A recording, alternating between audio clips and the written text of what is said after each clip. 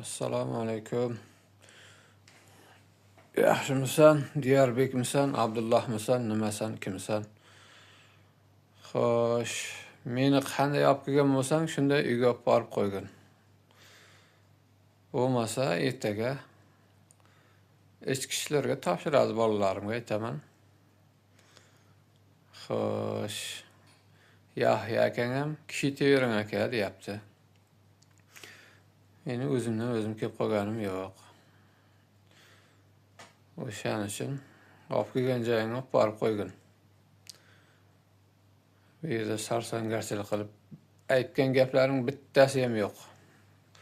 Mana shu odam savdosi bilan shug'ullanganlaring uchun kerakli joylarda javob berasizlar. Biz qiynalib yotibmiz bu yerda.